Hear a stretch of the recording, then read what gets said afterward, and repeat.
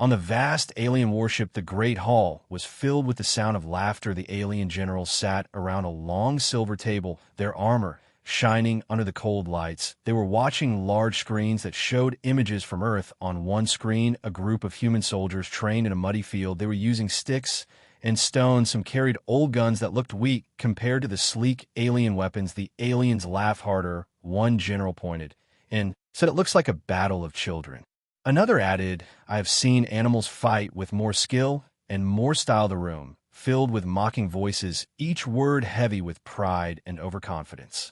At the head of the table, the alien commander sat tall, his eyes glowing faintly, his face twisted into a smirk. He lifted his clawed hand to quiet the laughter and spoke with calm strength. "Earth will be ours in less than a day. Their forces are weak, their tools are ancient, their minds are slow. This will be a simple hunt for us." The generals nodded in agreement, some already discussing how they would divide Earth cities and resources. It was clear to all of them that this would be a victory written before the battle even began.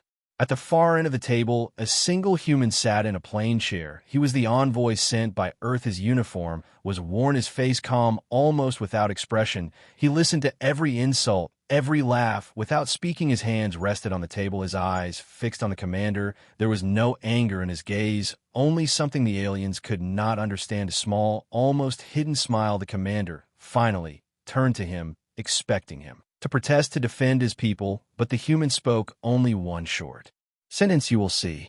The laughter returned, but it was lighter, now touched by confusion. The human did not argue. He did not beg. He did not warn. He simply sat back, as if he knew something they did not. The commander brushed off the strange moment and signaled for the next report. Scout ship had been sent to watch the human armies from above. The report began to arrive through the comm system. The alien voice was calm at first, but soon carried a thin edge of uncertainty.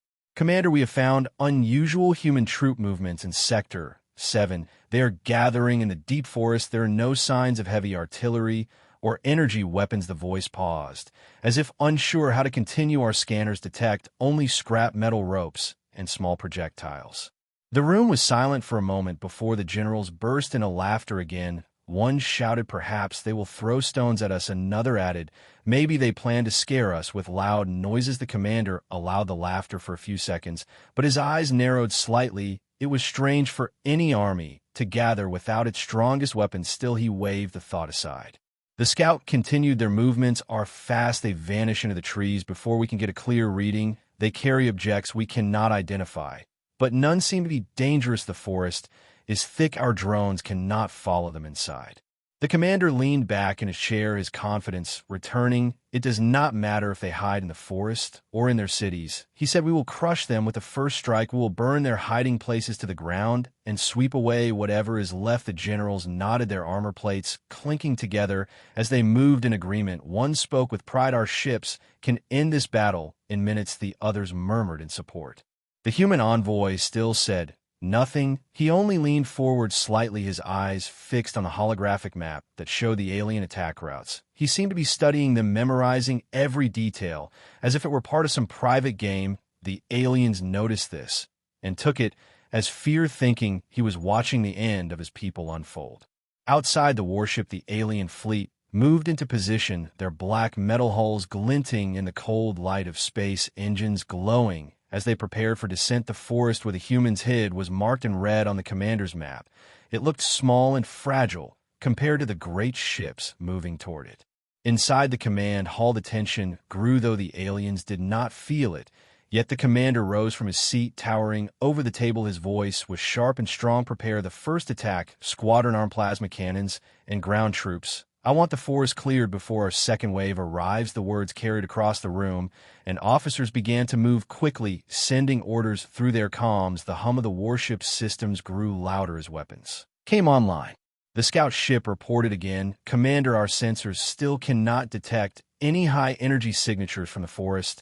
No shields, no heavy armor, no electronic defenses. They appear to be using nothing but primitive objects." The commander gave a small, cruel smile. "Then this will be easier than we thought. Launch the attack now."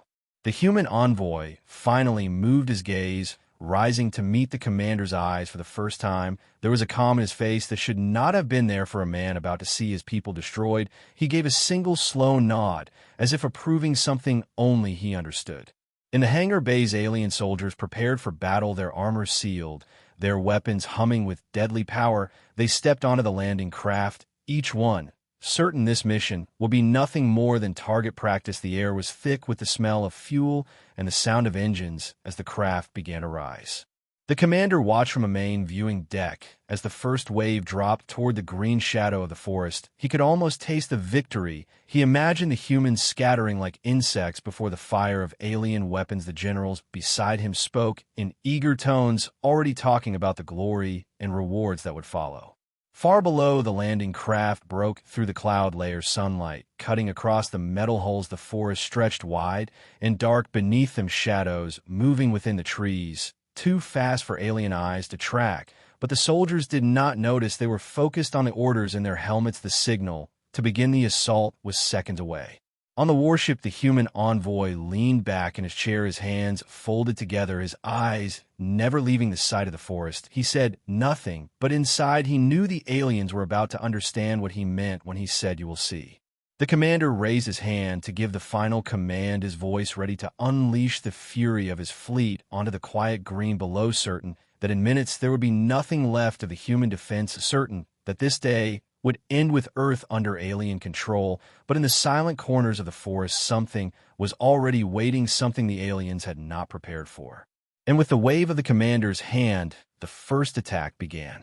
The alien landing craft cut through the clouds in a formation as sharp as a blade, their black hulls glinting against the sunlight. The forest below seemed quiet and still, but in that quiet there was a strange tension, a sense that something waited in the shadows. The alien soldiers inside their craft checked their weapons one by one, plasma rifles, charged shields, active targeting systems, ready to lock on to anything that moved. They felt no fear. They had been told this was nothing more than a cleanup mission, and their commander's confidence was enough to blind them to anything else.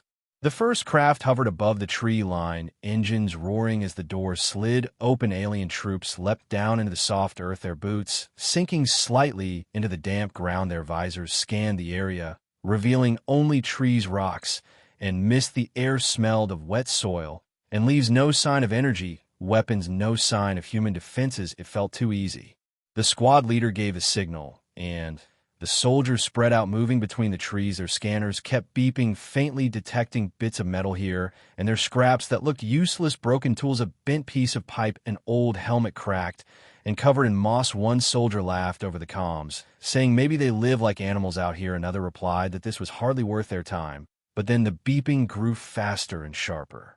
Ahead in the shadows, something shifted. The soldiers froze, raising their rifles, but all they saw was a rope stretched low between two trees. The squad leader ordered one of them to cut it, but before the soldier could move, a sharp whistle cut through the air. Then the rope snapped upward, and a massive log swung down from above, slamming into the soldier's chest plate with a force so strong it knocked him into a tree the armor held, but the impact sent him to the ground, gasping for breath.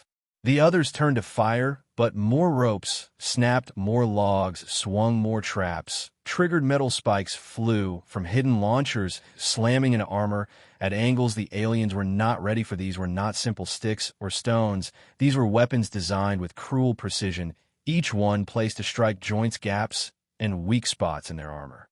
One soldier tried to fire his rifle, but net made of thick steel wires dropped from the trees, tangling around him. The wires were coated in some sticky dark substance that hardened instantly, trapping his arms, his weapon useless. Another soldier managed to cut the net, but as he did, a small metal can rolled at his feet, hissing. A second later, it burst with blinding light and deafening sound. The soldier fell clutching at his visor. From deeper in the forest, shadows moved faster than the eye could follow. Small groups of humans wearing simple dark clothing darted between the trees. Each carried something different. Some had crossbows, others had spears tipped with jagged metal. A few had strange slings that launched small objects with deadly force. The aliens fired at them, but each time their shots hit nothing. The humans had already vanished behind cover. One alien soldier shouted into his comms, calling for support, but static filled the channel. The dense forest was blocking their signals. Then a voice came through, not alien, but human, calm, In steady welcome to the forest, the alien soldier spun around, but saw nothing. In the warship above, the alien commander watched the first feed from the helmet cameras. The images were shaky, filled with flashes of trees and sudden bursts of movement. He saw his soldiers falling not from plasma blasts, but from traps he had never imagined, in war pits opened under their feet, lined with sharpened spikes, armor cracking under the force of hidden hammers swinging from vines. The generals around him muttered in disbelief. One said, "These are toys, these cannot win." Another replied, "Then why are our troops falling?" The commander's eyes narrowed. He ordered the second wave to land and push through the forest. He believed sheer numbers would crush whatever resistance the humans had prepared.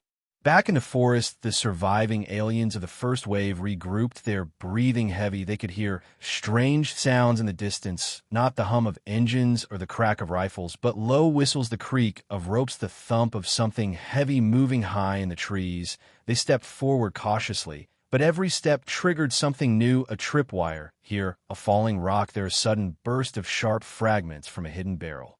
A soldier pointed upward, and the squad leader followed his gaze. High above, the trees were connected by a network of ropes and platforms. Humans moved across them like shadows, dropping objects that shattered on impact, releasing clouds of thick smoke that blinded alien sensors. In the confusion, the humans struck not from the front, but from all sides. Spears slipped into armor gaps, crossbow bolts found weak points, ropes tightened around limbs, pulling soldiers off their feet.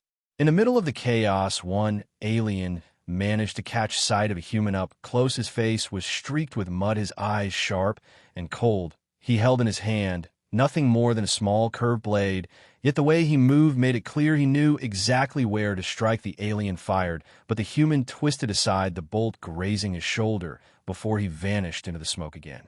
The second wave began to arrive, landing on the far side of the forest. Their numbers larger, their weapons stronger. They advanced quickly, cutting through smaller traps. But the humans had already adjusted. New ambushes waited for them, pits lined with sharpened metal spikes camouflaged so perfectly the aliens stepped right into them. Giant logs studded with nails swinging down with unstoppable force. The second wave slowed under the constant assault. On the warship, the commander clenched his jaw as more feeds went dark. One by one, the generals were no longer laughing. They were silent, watching their superior soldiers stumble and fall to weapons made of wood and iron. The human envoy sat still at the end of the table, his eyes on the screens. No smile. Now only that same calm gaze, as if measuring how long it would take for the truth to sink in. In the forest, the aliens tried to regroup, again forming tight circles to defend against the constant attacks, but the humans never struck the same way. Twice each assault came from a new angle, a new weapon, a new trap. The aliens were being forced to fight a battle they did not understand, a battle where their advanced technology meant nothing, and their numbers only made them easier targets. Somewhere in the smoke and shadows, a human voice called out clear and strong, "Every step you take is ours now. Every breath you take in this forest belongs to us." The aliens could not see where the voice came from, but they could feel it all around them, like the forest itself had turned against them. From above, the commander gave the order to send the third wave, but even as he spoke, more feeds went dark, and somewhere deep inside his mind, a small, cold thought began to form, a thought he did not want to admit, yet, that perhaps the battle of children was not a battle at all, but a trap that had been waiting from the very start. The third wave came down like a storm, their engines tearing through the air, their landing crafts shaking the treetops as they descended. They were heavier, armored, larger in number, their weapons more advanced than the two waves before. The alien commander believed this would end the battle in minutes. He believed raw power and overwhelming fire would sweep away the primitive human resistance. The landing was violent, the crafts forcing trees aside, crushing the earth beneath their weight. Alien soldiers poured out in disciplined lines, rifles aimed forward, shields glowing faintly with defensive energy. They advanced without hesitation, moving in formation, scanning the forest for movement. They fired at every shadow, at every flicker of motion, hoping to strike down the humans before the traps could spring. For a moment, it worked. The first lines moved through the outer trees without being struck down. They thought the traps had been exhausted. They thought the humans had nothing left, but the humans had been watching, waiting, and learning. Every mistake, every path, every gap in the alien armor had been measured and memorized in silence.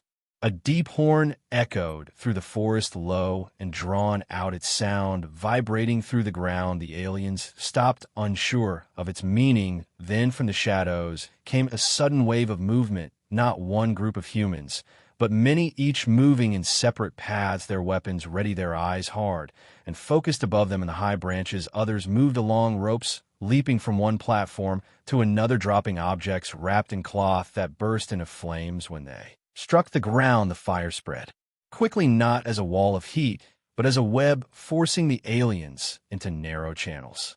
The third wave adjusted, forming tighter formations, but that was exactly what the humans wanted. As the aliens pushed forward, the ground beneath them gave way, revealing deep pits hidden under layers of leaves and dirt, some filled with water so dark and cold it dragged soldiers under, some lined with jagged stone that shattered armor. On impact, the formations broke, and the tight order became chaos.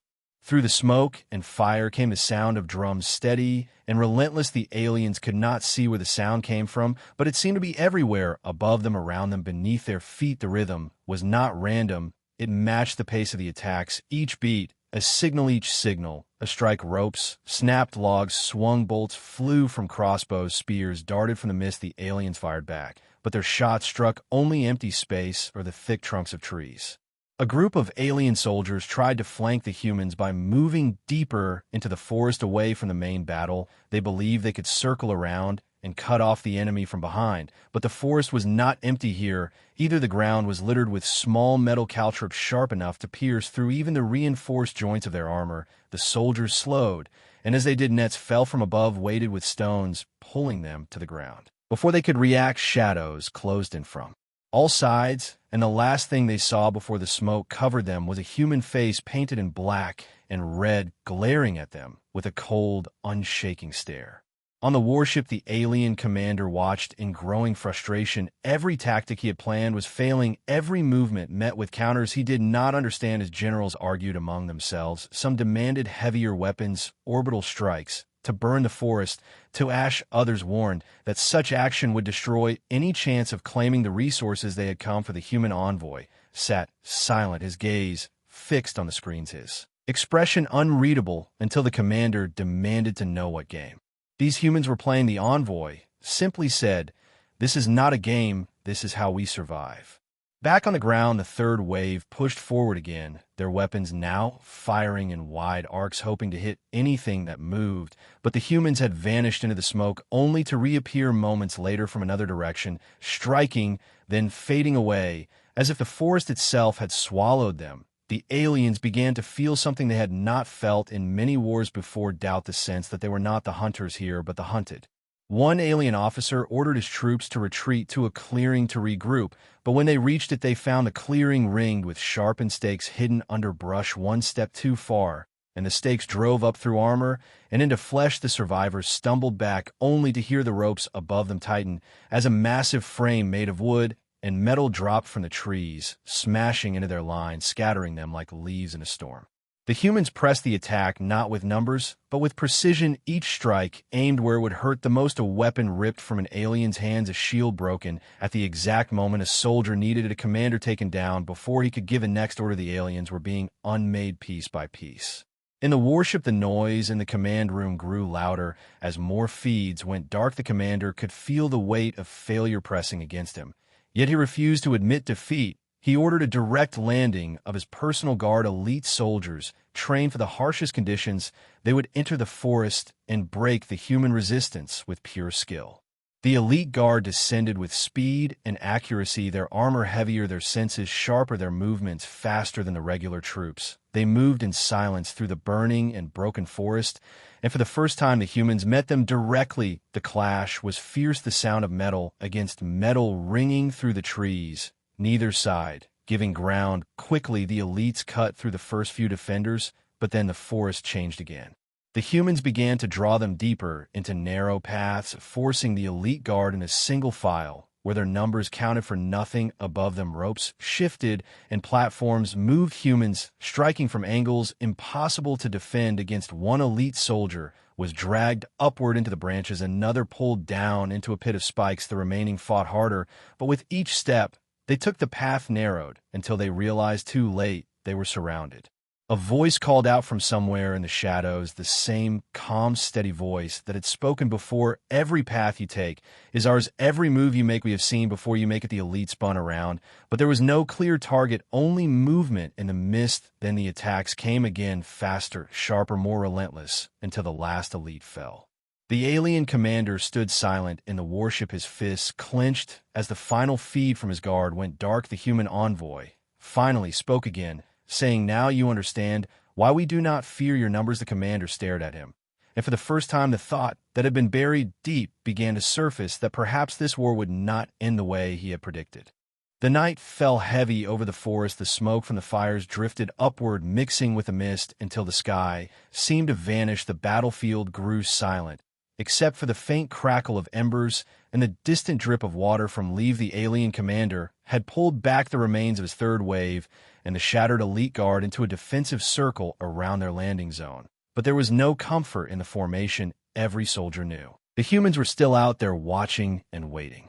The commander paced between the lines, his armor reflecting the glow of the fires, his voice low as he gave orders to set motion sensors and deploy scout drones. He did not trust the silence. It was the kind of silence that did not mean safety, but the drawing of breath before a strike. His eyes kept moving to the edge of the forest, where the darkness seemed thicker than it should be, as if the trees themselves leaned in closer to listen.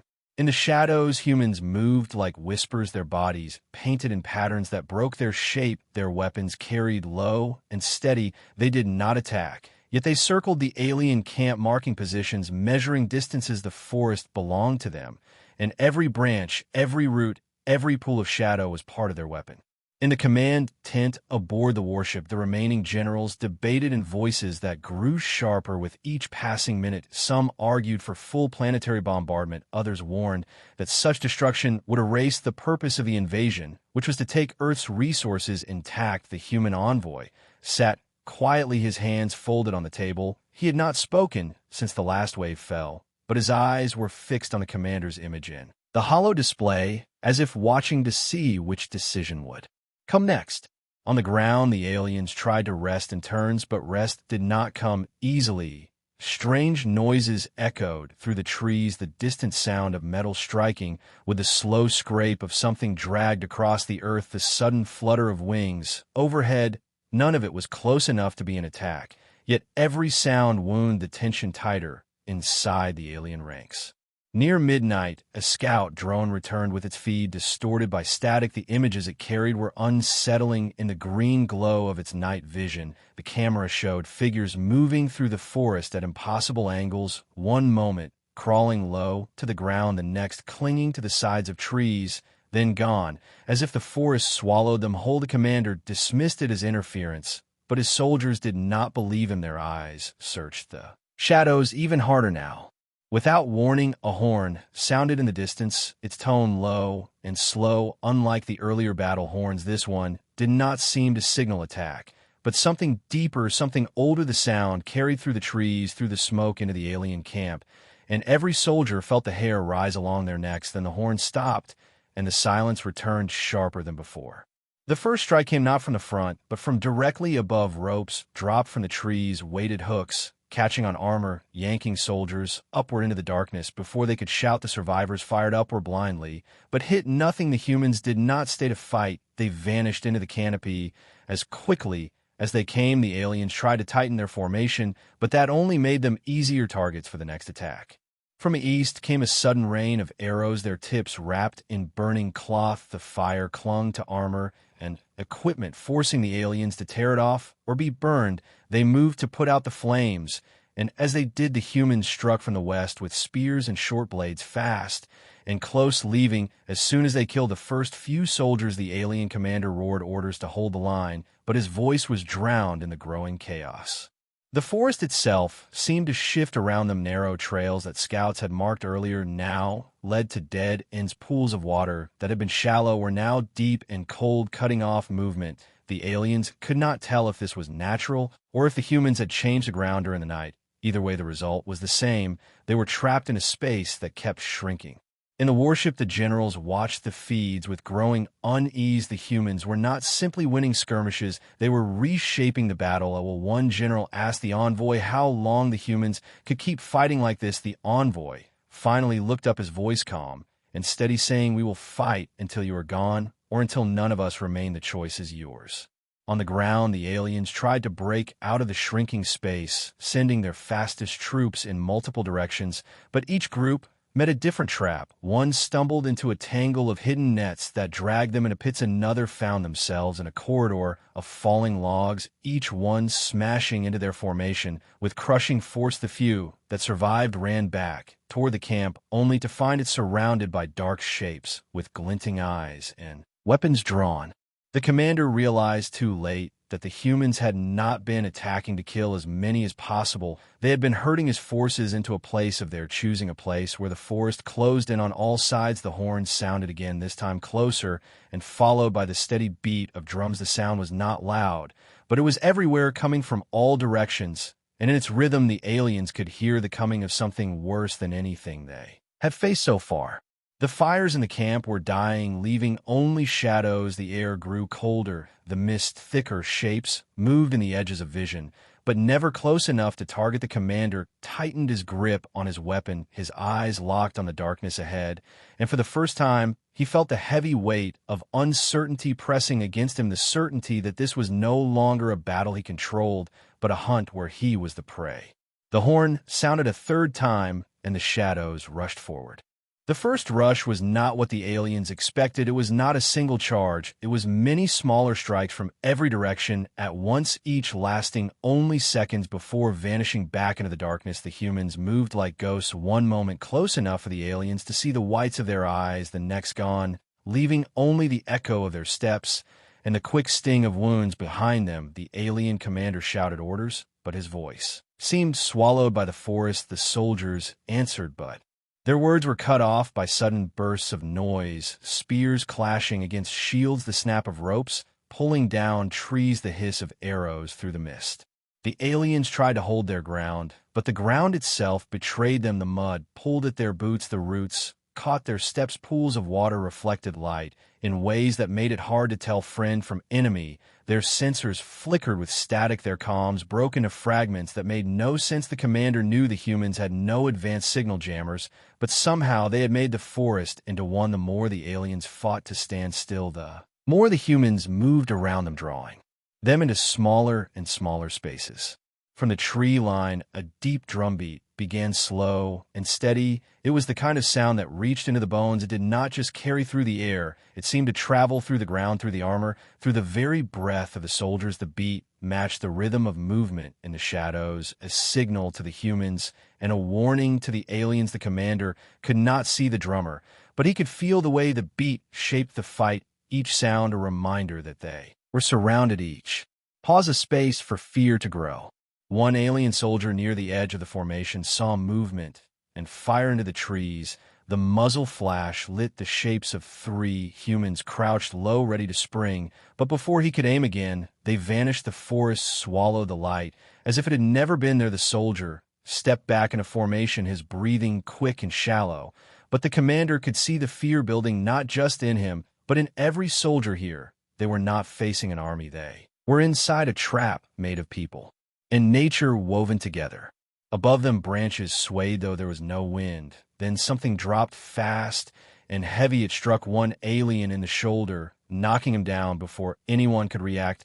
More shapes fell, ropes tangling around armor, pulling them upward into the canopy. The one still on the ground fired wildly, but the humans never stayed in the same place. Twice each flash of movement was a lure, drawing attention away from the next strike. The aliens were bleeding strength, one soldier at a time, and the commander could not find a way to stop it.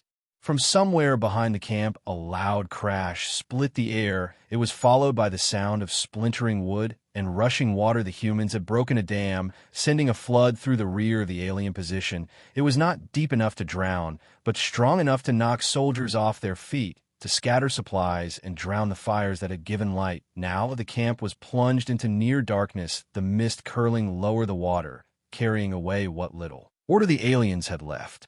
In the warship above the planet, the generals leaned in close to the live feeds, trying to make sense of the chaos. The human envoy sat still, his gaze locked on the swirling mess below. One general demanded to know where the humans had learned such tactics. Another argued that this was not tactics, but desperation. The envoy finally spoke, his voice level and calm, saying desperation makes the most dangerous weapons, and tonight you will see just how dangerous.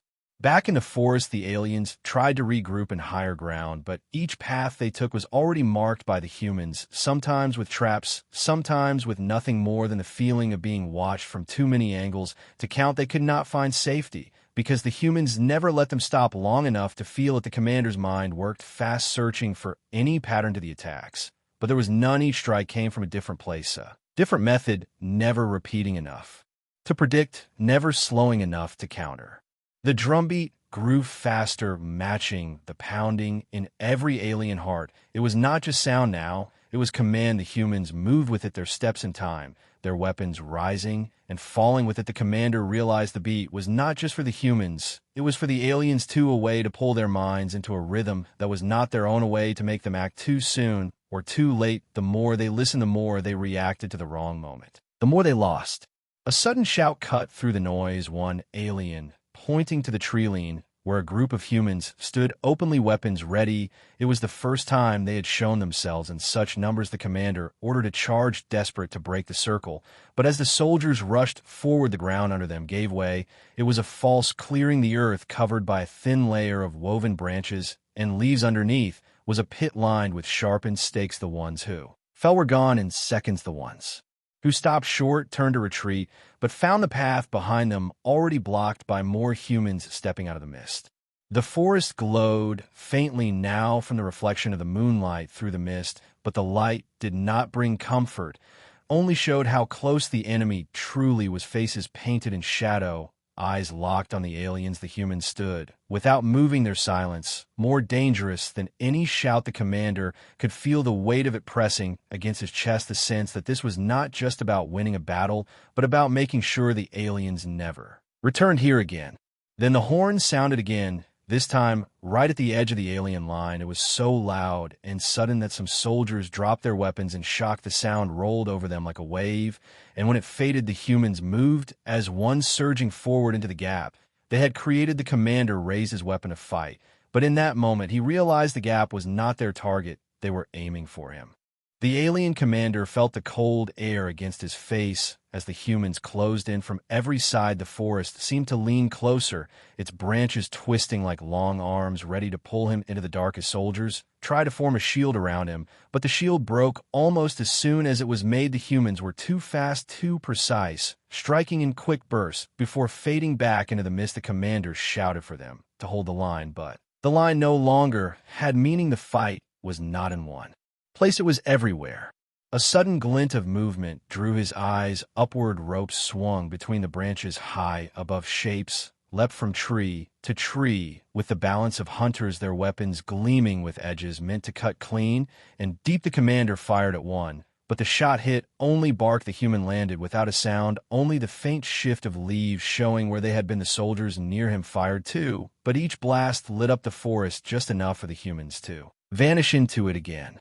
The commander's visor filled with warning symbols, his armor sensors tracking heat and movement, but there was too much too fast. Every reading blurred into the next. The technology that had guided them through countless wars was useless here. The humans fought in ways that made no sense to a system built for order. They fought like the forest itself, alive and unpredictable. The commander turned toward a narrow ridge, thinking it might give him height and vision, but as he climbed, a heavy net dropped from above, weighted with stones. It slammed into him, dragging him to the ground. The weight pinned his arms, and the ropes bit into his armor. The soldiers rushed to cut him free, but the moment they did, another attack came from behind, spears thrown with such force they bent the alien armor plates. The soldiers pulled him to his feet, but he could feel the circle tightening. The humans were not just fighting, they were guiding him somewhere. They moved again, this time through thicker trees, the branches low the ground, uneven. The commander could hear water rushing nearby, the sound growing louder with every step. But then a figure stepped into view, blocking the path. It was a human, tall and still wearing a mask of painted bony eyes, behind it fixed directly on him. The figure did not move as the soldiers raised their weapons. Instead, a sharp whistle cut through the air, and the forest answered. From the trees above and the ground below, more humans appeared, ropes tightening around the legs of soldiers, sharp hooks catching their weapons. The commander fired, but his shot went wide as someone struck his arm from the side. The humans never tried to overwhelm all at once. Instead, they broke the formation piece by piece. Each strike planned, each retreat, pulling the aliens deeper into their control. The whistle sounded again, and the masked human moved aside, revealing a narrow path through jagged rocks. The commander had no choice as soldiers pushed him forward into the passage. The walls of stone rose high on either side the space, so tight that movement was slow here. The humans had no need for speed. The first trap came within seconds, heavy logs swinging down from above, knocking two soldiers off their feet. Then came falling nets, then sudden bursts of smoke that filled the space with choking dust. The commander coughed against the mask inside his helmet, his vision clouded. He could hear the soldiers shouting, but could not see them clearly. Shapes moved in the haze, quick and silent. The humans had chosen this path for a reason here. There was no sky, no room to spread wings, no way to move as a unit here. It was one step at a time, and every step was dangerous. A sudden roar of water made him look ahead. The path ended at a steep drop where a river crashed far below. The soldiers hesitated, knowing a fall here will be fatal. The commander searched for another way, but before he could turn, the human struck again, this time from above. Ropes coiled around his torso, yanking him upward. The soldiers tried to cut them, but more ropes pulled at their legs and arms, dragging them in different directions. The commander struggled against the pull, but the more he fought, the tighter it became, his armor creaking under the strain. The humans were not trying to kill him, yet they were trying to take him alive. He knew what that meant. It was worse than death in battle. It meant being a message, a warning to the rest of the fleet. He reached for his sidearm, but a sharp blow knocked it from his hand. Another strike caught his helmet, sending stars of light across his vision. He kicked against the air, but his feet found no ground. The faces of the humans came into view, painted with streaks of mud and ash. Their eyes locked on his. They said nothing, their silence heavier than any battle cry. One soldier broke free long enough to aim at the ropes holding the commander, but before he could fire, a human leapt between them, blade flashing. The soldier fell. The others began to retreat, thinking to regroup, but retreat here was almost impossible. The humans had made sure of that. Every turn led back to the fight. Every gap was closed before it opened. The commander was pulled higher. Now, the mist clearing just enough to show the canopy of the forest below him, the sounds of the river mixing with the steady beat of the drum somewhere far off. He realized the beat had never stopped. It had been following them the whole time, each strike marking their movement, each pause allowing the humans to act unseen.